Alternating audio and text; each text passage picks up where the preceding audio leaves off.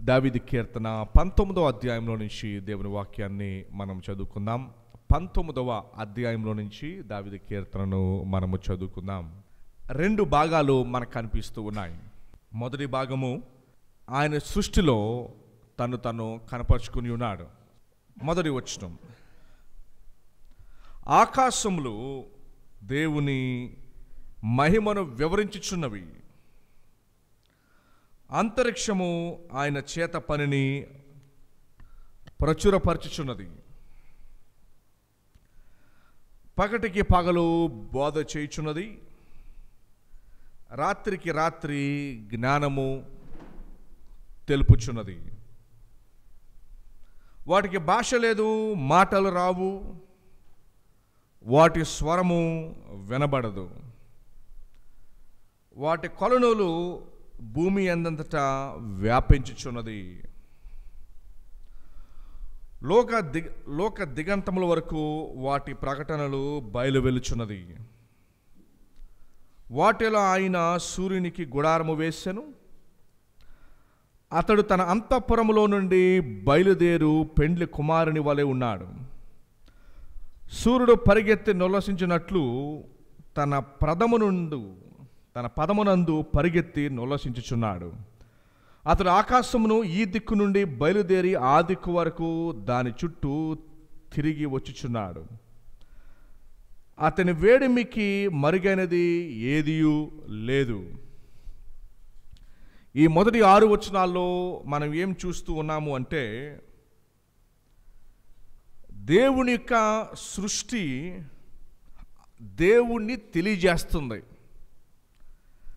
రేపొద్దున్న ఎవరు కూడా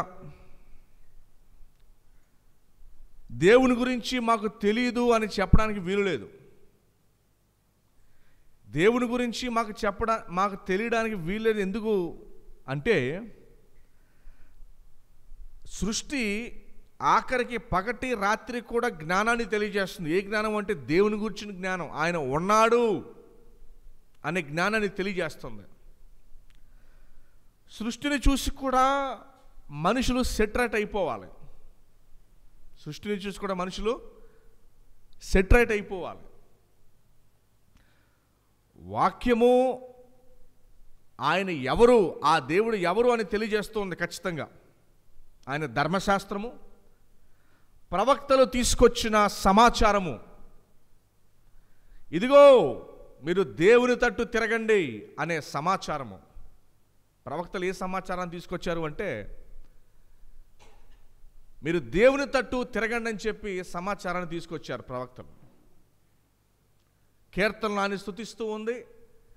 సువార్త గ్రంథాలు ఏవైతే ఉన్నాయో అవన్నీ కూడాను యేసు ప్రభు యొక్క శిలువ మరణాన్ని గురించి, ఆయన గురించి తెలియజేస్తూ ఉన్నది.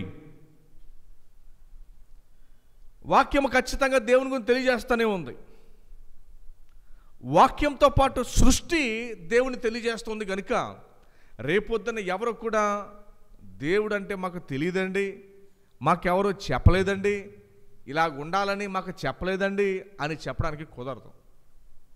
సృష్టి అలానే మనలో ఉన్న మనస్సాక్షి గద్దిస్తూ ఉంటుంది. మనస్సాక్షిను సృష్టి రెండూ కూడా దేవుణ్ణి తెలియజేస్తూ ఉంది. అంచేత దేవుడు గురించి మాకు తెలియదండి అని చెప్పడానికి ఎవరు కూడా సరిపోరు, చెప్పజాలరు. ఎందుకంటే సృష్టి రేపొద్దున చెబుతూ ఉంటుంది.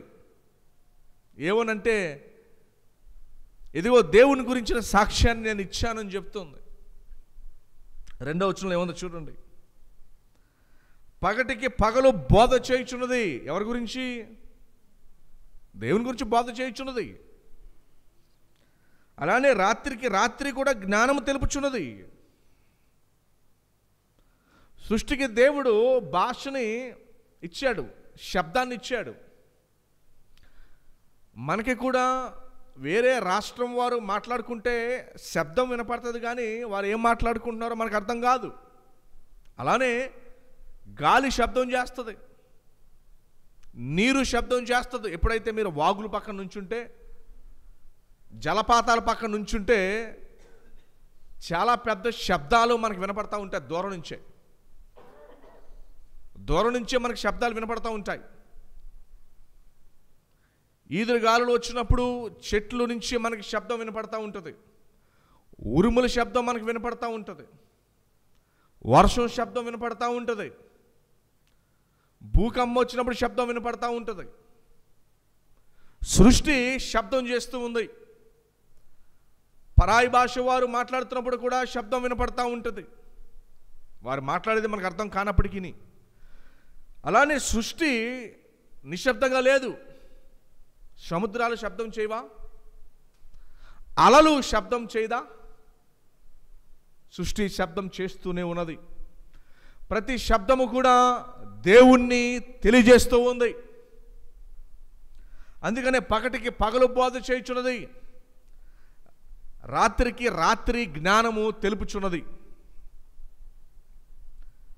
వాటికి భాష లేదు, మాటలు లేవు, వాటి స్వరము వినబడదు.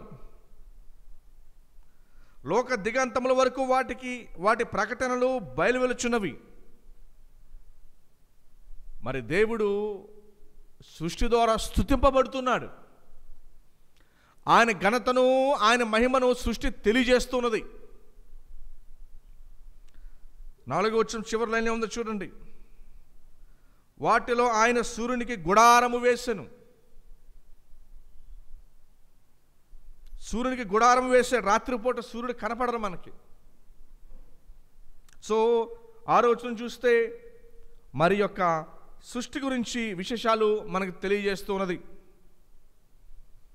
మొదటి 6 వచనాలు, దేవునికి సృష్టి మౌనంగా లేదు.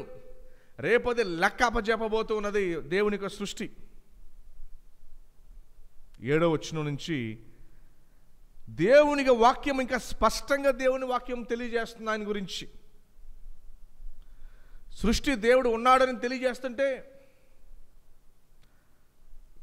దేవుని వాక్యము ఆ సృష్టికర్త ఎవరో తెలియజేస్తున్నది. చూడండి 7వ వచనంలో ఏముందో.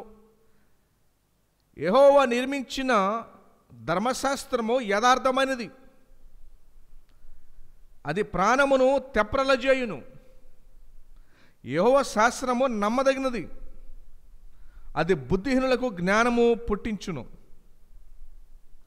యెహోవా ఉపదేశములు నిర్దోషమైనవి, అవి హృదయమును సంతోషపరచును. యెహోవా ఏర్పరిచిన ధర్మము నిర్మలమైనది, అది కనులకు వెలుగిచ్చును. యెహోవా యందన భయము పవిత్రమైనది, అది నిత్యము నిలుచును. యెహోవా న్యాయవిధులు సత్యమైనవి, అవి కేవలము న్యాయమైనవి, అవి బంగారము కంటేను విస్తారమైన మేలిమి బంగారం కంటేను కోరదగినవి. తేనె కంటేను జుంటు తేనెదారుల కంటేను మధురమైనవి. ఎందుకంటే బంగారము తేనె రెండు విలువైనది. ఇశ్రాయేలు దేశంలో దొరికేవి తేనె. వాటి వలన ఎవరు కూడా మారడు. వాటి వలన ఎటువంటి హెచ్చరిక రాదు. కానీ దేవుని వాక్యం వలన హెచ్చరిక దొరుకును. వాటి వలన నీ సేవకుడు హెచ్చరిక నొందును. బంగారం వల్ల హెచ్చరిక రాదు. ఏమండి? బంగారం వల్ల హెచ్చరిక రాదు. 12వ వచనం చూడండి. తన పొరపాటులు కనుగొలిగిన వాడెవడు? తన పొరపాట్లు ఎవరు కనుక్కోగలరు? నేను రహస్యముగా చేసిన తప్పులు క్షమించి నన్ను నిర్దోషిగా తీర్చుము అంటున్నాడు. పొరపాట్లు ఎవరు కనుక్కోగలరు అంటున్నాడు. మరి రహస్యముగా చేసిన పొరపాట్లు అంటున్నాడు.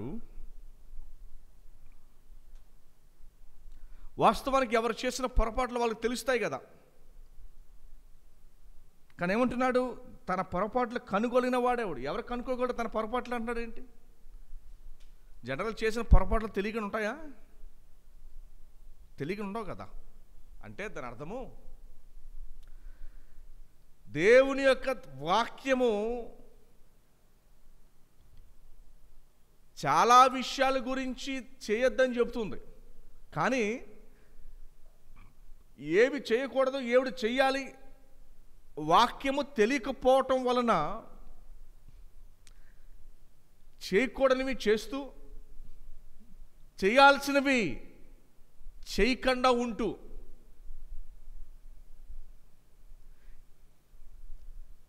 దేవుని వాక్యము కొన్ని చేయకూడదని చెబుతుంది, కొన్ని చేయాలని చెబుతుంది. కానీ వాక్యము తెలియకపోవటం వలన అవి తప్పిదములుగా మనం పరిగణించకుండా చేసేస్తున్నాం. ఎందుకంటే వాక్యం తెలియకపోవటం వలన అవి చేయకూడదని తెలియక చేసేస్తున్నాం. అందుకని అంటున్నాడు, తన పొరపాట్లు ఎవరు కనుక్కోగలరు అంటున్నాడు. తన పొరపాట్లు ఎవరు కనుక్కోగలరు అంటున్నాడు. జనరల్గా ఎవరు పొరపాట్లు వాళ్ళకి జనరల్గా తెలుస్తాయి, కానీ పొరపాట్లు ఎవరు కనుక్కోగలరు అంటున్నాడు. అంటే వాక్యము తెలియకపోవటం వలన చాలా పొరపాట్లు చేస్తూ ఉన్నాం. కానీ ఆ పొరపాట్లకు మనకు తెలియదు, ఎందుకంటే వాక్యము వాటిని నిషేధిస్తుందని మనకు తెలియదు.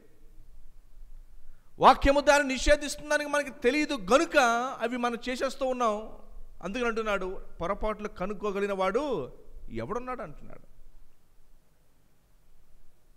దావీదు వాటి విషయమై కూడా అంటున్నాడు, దేవా నన్ను మన్నించుమని.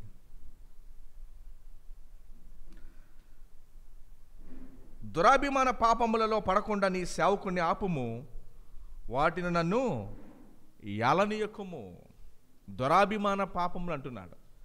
కొంతమందికి కొన్ని తప్పిదమ్ములు అలవాటైపోయి ఇంకా అవి తప్పుగా కనబట్టలేదు. ఇక అవి దురాభిమాన పాపములు. అంటే దురాభిమాన పాపములు అంటే కొంతమందికి అలవాటైపోయి ఇంక అసలు తప్పే కాదు, దాని వలన చలనం లేకుండా పోయింది. ఆ పాపం వల్ల ఆ తప్పిదమ్ములు చలనం తీసుకురావట్లేదు. అసలు చలనం తీసుకురావట్లేదు. చలనం తీసుకురాకపోవటం వల్ల వాటికి అలవాటు పడిపోయారు. పర్వాలేదులే, మనకపోయినా పర్లేదు, దేవుడు చూసుకుంటాడులే అనే ఉద్దేశంలోకి వచ్చేసారు. అందుకే అంటున్నాడు, దురాభిమాన పాపములలో పడకుండా నీ సేవకుని ఆపుము, వాటిని నన్ను ఏలనీయకుము. అవి ఏలుతాయంట. ఎందుకు ఏలుతాయి? బయటికి రాలేనప్పుడు ఏలుతాయి. అప్పుడు నేను యథార్థవంతుడిని అధిక ద్రోహము చేయకుండా నిందారహితుడు అగుదును. అధిక ద్రోహం అంటే వాటిలో కొనసాగబడకూడదు.